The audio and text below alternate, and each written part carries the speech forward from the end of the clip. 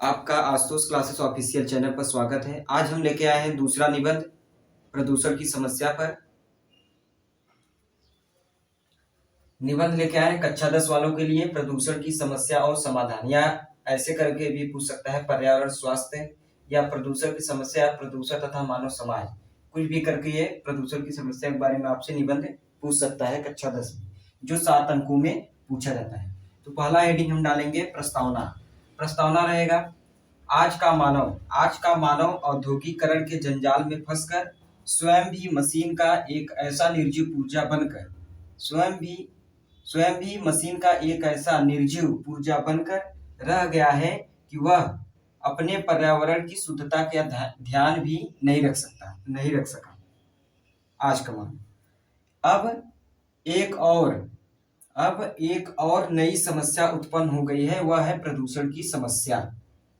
एक और समस्या अब उत्पन्न हो गई है, वह कौन सी समस्या है? प्रदूषण की समस्या। आज के समय में इस समस्या की ओर आजकल सभी देशों का ध्यान केंद्रित है। यदि हम इस असंतुलन को दूर नहीं किया तो आने वाली पीढ़ियां अभिशप्त जीवन जीने को बाध्य होंगी, और पता नहीं तब मानव जीवन होगा भी या नहीं होगा। दूसरा हेडिंग है प्रदूषण का अर्थ। संतुलित वातावरण में ही जीवन का विकास संभव है। पर्यावरण का निर्माण प्रकृति के द्वारा किया गया है। संतुलित वातावरण में ही जीवन का विकास संभव है। कहने का मतलब साफ स्वच्छ वातावरण में ही जीवन का विकास संभव है।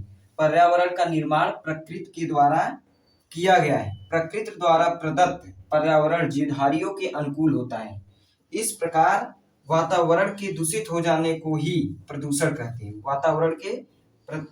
वातावरण के खराब हो जाने को ही प्रदूषण की समस्या कहते हैं।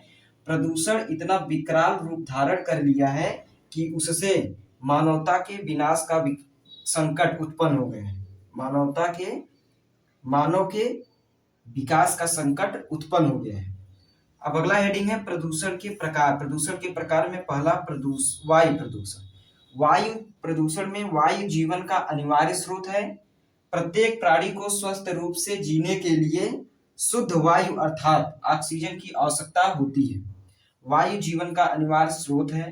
प्रत्येक प्राणी को स्वस्थ रूप से जीने के लिए शुद्ध वायु अर्थात ऑक्सीजन की आवश्यकता है।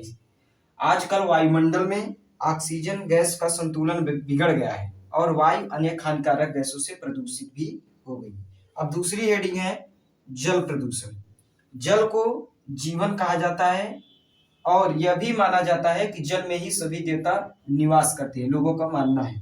इसके बिना जीव जंतु और पेड़ पौधे जितने भी जीवधारी चीज का भी अस्तित्व नहीं है। फिर भी बड़े बड़े नगरों के गंदे नाले और सीवर नदियों के जल में आकर मिलता है, जिससे लोगों का जीवन खतरे में पड़ गया है। यहाँ वहां नहीं दिख रहा तो यहाँ होगा कि जिससे लोगों का जीवन ही खतरे में पड़ गया है। तीसरा हेडिंग है ध्वनि प्रदूषण। ध्वनि प्रदूषण भी आज की एक नई समस्या है। इसे वैज्ञानिक प्रगति ने पैदा किया है। मोटर, कार, ट्रैक्टर, जेट विमान, कारखानों के सायरन यानी आवाजें, मशीनें तथा लाउड स्पीकर ध्वनि के संतुलन को बिगाड़कर ध्वनि प्रदूषण उत्पन्न करते हैं। अत्यधिक ध्वनि प्रदूषण से मानसिक विकृति, चिड़चिड़ापन जैसी मानसिक समस्याएं तेजी से इस समय बढ़ रही है। अगली हेडिंग है प्रदूषण की समस्या तथा इससे हानियां। बढ़ती हुई जनसंख्या और औद्योगिकरण ने विश्व के सम्मुख प्रदूषण की समस्या पैदा कर दी है। कारखानों के धुएं से, विषैले कचरे के बहाव से तथा जहरीली गैसों की रिसाव से आज मानव जीवन समस्याग्रस्त हो गया। इस प्रदूषण से मनुष्य जानलेवा बीमारियों का शिकार हो रहा है। कोई अपंग होता है तो कोई बहरा, किसी की दृष्टि शक्ति नष्ट हो जाती है तो किसी का जीवन ही नष्ट हो जाता है। विविध प्रकार की शारीरिक विकृतियां व ज्वर, इन सभी रोगों का मूल विषैला वातावरण ही है। अब अगला हेडिंग है समस्या का समाधान। वातावरण को प्रदूषण से बचाने के लिए वृक्षारोपण सर्वश्रेष्ठ साधन है। यानी वातावरण को प्रदूषण से बचाने के लिए वृक्षारोपण अति आवश्यक है। दूसरी ओर वृक्षों के अधिक कटान से, जो आज के समय वृक्ष बहुत अधिक कट रहे हैं, दूसरी ओर वृक्षों के अधिक कटान पर भी रोक लगाई जानी चाहिए। कारखाने और मशीनें लगाने की अनुमति उन्हीं लोगों को दी जानी चाहिए जो औद्योगिक कचरे और मशीनों के धुएं को बाहर निकालने की समुचित व्यवस्था कर सके। तेज ध्वनि वाले वाहनों पर साइलेंसर आवश्यक रूप से लगाए जाने चाहिए तथा सार्वजनिक रूप से लाउड स्पीकरों आदि के प्रयोग को नियंत्रित करना चाहिए। ये रहा समस्या का समाधान। अगला एवं अंतिम हेडिंग है उपसंहार। इसका तात्पर्य है कि प्रसन्नता की बात यह है कि भारत सरकार प्रदूषण की समस्या के प्रति जागरूक हुई। उसने 1974 ईस्वी में जल प्रदूषण निवारण अधिनियम यानी अभियान चलाकर लागू किया गया था। इसके अंतर्गत केंद्रीय बोर्ड तथा प्रदेशों में प्रदूषण नियंत्रण बोर्ड गठित किए गए थे अभियान चलाकर। हम यह संकल्प लें कि कम से कम एक वृक्ष जरूर लगाएं तो निश्चय ही हम प्रदूषण के दुष्परिणामों से बच सकेंगे और आने वाली पीढ़ी को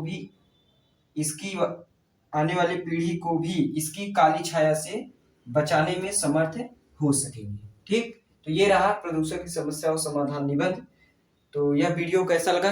वीडियो अच्छी लगी तो वीडियो को लाइक करें, शेयर करें, कमेंट करें। अगर चैनल पर नए हो तो चैनल को सब्सक्राइब जरूर करें। अब मिलते हैं नेक्स्ट वीडियो में, तब तक के लिए धन्यवाद।